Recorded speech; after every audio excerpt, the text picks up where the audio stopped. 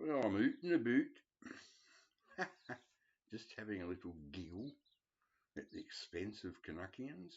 Um, this is for Brian Embryonic Robot. Really enjoyed that video of yours about Canadian, not so well known, blah blah stuff. One that came to mind was the Tea Party. I'm pretty sure it was a Canadian band.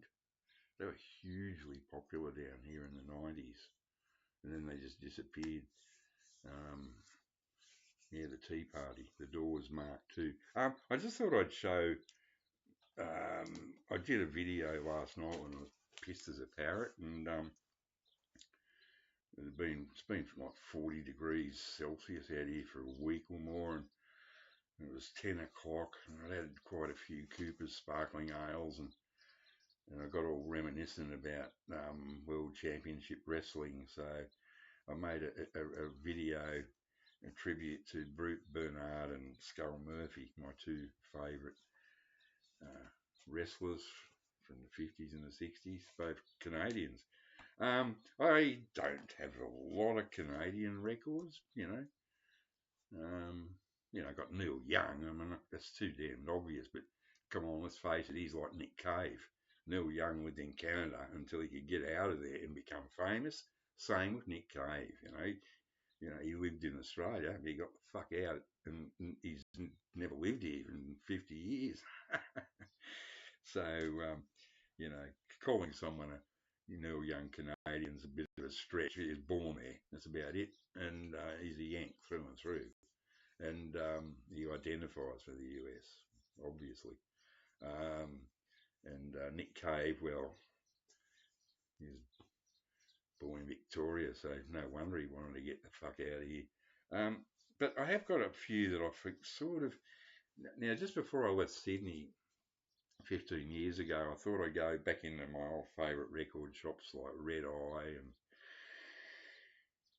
Time Warp and all that, and just to pick up some stuff to bring out with me. And I've never ever been a Joni Mitchell fan. I just don't like it. Sorry. I don't like folk music for starters. But this album, this is a reissue, and it's got that textured, you can, like it stands out. Beautiful heavyweight cardboard. The vinyl, if I can get it out, is very heavy on the Asylum label with a pretty good sleeve, plastic sleeve. The Hissing of Summer Lawns. I love this album because it's got Jaco Pastorius on bass. What more could you ask for?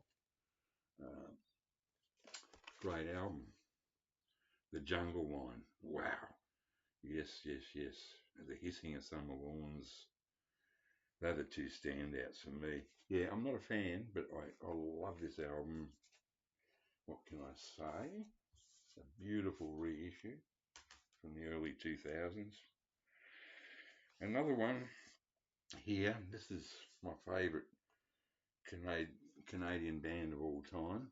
Voivod, French Canadians. War and Pain, their debut album. This is a reissue. The original I had, I think it might have been an Australian press. I don't think it even had a fold out.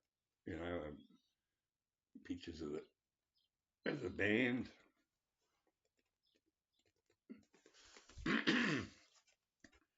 Poor Piggy.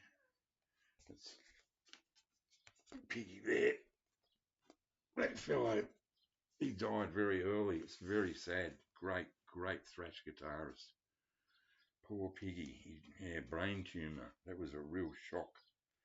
This band went on to become almost a prog band. I mean, they are truly brilliant band. This wonderful reissue. Thank God it's not coloured vinyl. I hate coloured vinyl. This reissue has been done with such love, and it's their debut, and I do believe their best. It's vicious. It's unbelievably angry and antisocial. You name it. It's everything like that. Sorry about that. It's very early here. I'm trying to do this before the sun comes out. Lyrics. Uh, doesn't really matter. There's so much noise. It's so noisy. Occasionally you hear a word come through, like a sentence like, "I will rape your daughter," and then it would go back in the. I used to play this at Patrick Jones when I was working in the studio there, and the original.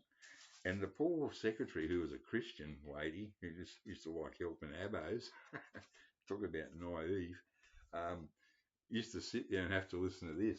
I put this on full blast, you know, "I will rape your daughter," and that, and she's just sitting there politely, sort of, "Voivod!" Yeah, great album. The follow-up's even better in a way, but the sound, the production, sound quality on this is so good. This is along with the Slayer Show No Mercy debut. They are my favourite thrash metal albums. Hands down, no one can touch early Slayer or Voivod. Voivod, after their second album, moved on to almost prog territory, you know, like King Crimson-y sort of style. I jumped ship, but a friend of mine, James, who I turned him on to this band, he kept with them all the way through. And they're all good albums, but that was enough. This was $1 find down at Sutherland, St Vincent de Paul. $1. And I looked at it and I thought, my God, what a dopey looking guy. And what sort of name's David Whiffen? I'm going, Christ. I turned it over and then I looked at the back cover and I went, oh, he actually looks pretty cool there. And I thought, what is this? And then I started to read who's on it and what sort of pedal steel guitar and all that. And then here's some Driving Wheel, track 1, side 2. I thought, Driving Wheel, I know that song. It was a huge hit, not for him, he wrote it, but a hit for somebody who made a big hit out of it. This is a great album, man. This guy, my favourite track is Mr. Whiffen. Mr. Whiffen is not available today. You look at that guy's face and you think, oh my God.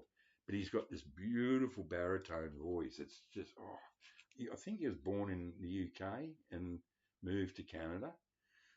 Sort of got his formative years were in Canada, and then he moved to the West Coast, the USA, and he had a modicum of fame.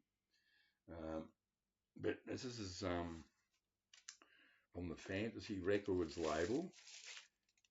Oh no, not this one. This is United Artists.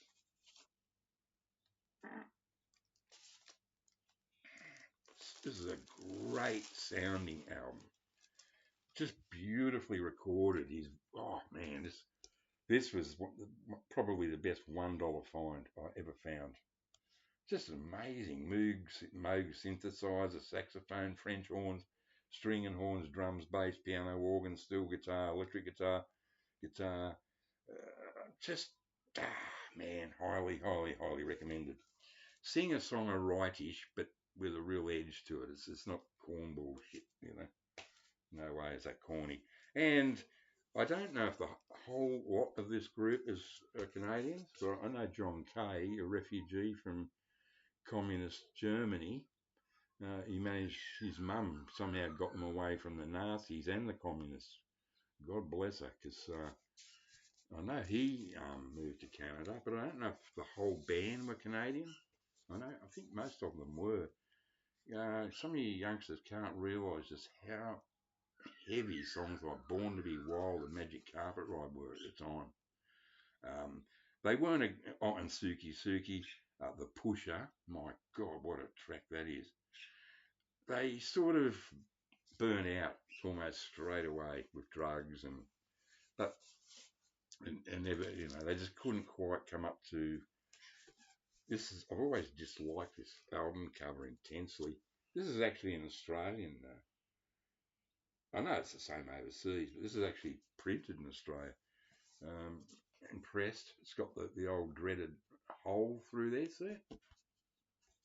I see you, now I don't. Here I am. Yes. Steppenwolf Gold.